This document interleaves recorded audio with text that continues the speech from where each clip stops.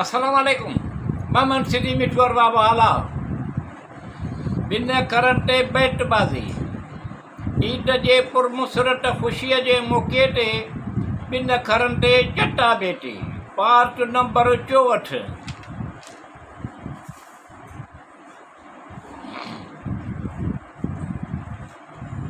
इनजे करे चवंदा आहिनि कुल जगताई कापड़ी रहंदा, अहिड़ा ॿोल सलूक सालक चवनि पिया मिठू चवंदा रहंदा। दानशमंदी जीअं ॿार रांदि रहनि रुसनि परचनि पाण में ठा, जहिड़ा अॻे ई अहिड़ा हुआ कंहिंखां कोन पुछनि था। कहिड़ो मिठू उन्हनि में प्यार मोहबत इक़रार थी पियो आहे। वाह अहिड़ो ज़मानो थी पियो आहे, ज़माने में सभु प्यार आहिनि, पंहिंजूं ॻाल्हियूं कंहिंखे ॿुधायूं ठॾा साह पिया खणजनि। अहिड़ा के ॿोल ॿुधजनि जो जंहिं सां आसास अचनि।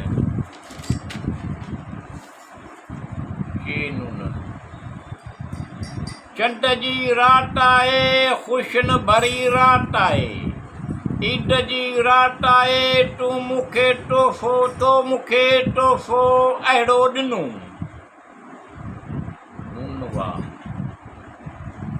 नवाई ठिप जहिड़ी बाट उंदाह लॻी पई आहे, इन्हीअ में एतिरे में खनपल में तूं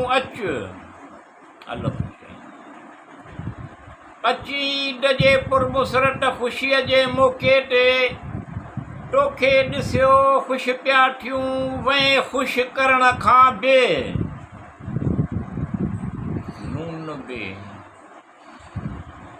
न बनी तुंहिंजी कूड़ ॻाल्हाइण वारनि सां, उनखे तुंहिंजी अदा चइजे, आदत चइजे, ख़सलत चइजे, छा चइजे।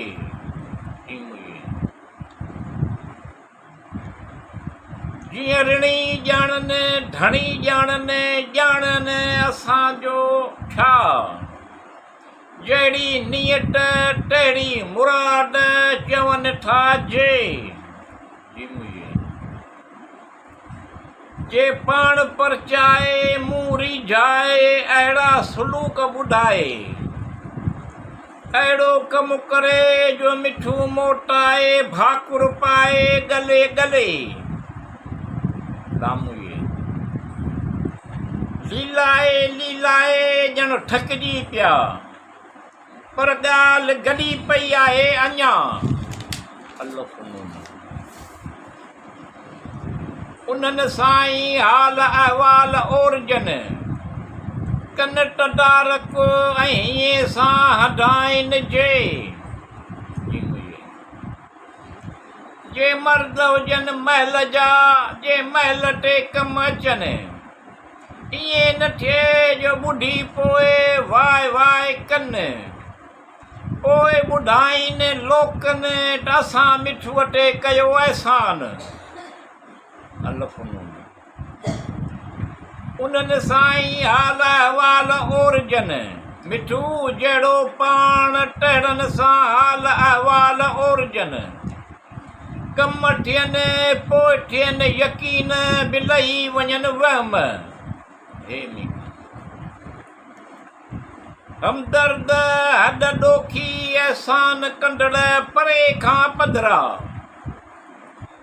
न ॼाणनि न सुञाणनि, ईअं अहसान करे हलिया वञनि। उन्हनि लाइ पाण पटोड़ीनि रुगो ॻाल्हि ॿुधी पिया। यादि करे बजाए बेजा लीलाइणो अजाए मां फ़ाइदो कहिड़ो, रिढनि अॻियां रबाब वॼाईंदे वरिया थिया। या अल्लाह अल रहमान अल रहीम। ईद जे पुरमुसरत ख़ुशीअ जे मौक़े ते उन्हनि सॼणनि खे आण सरोटे ख़ुशि थिए दिलि मन, सरोटे ख़ुशि थिए ॾिसी उन्हनि दिलि मन वाह वाह।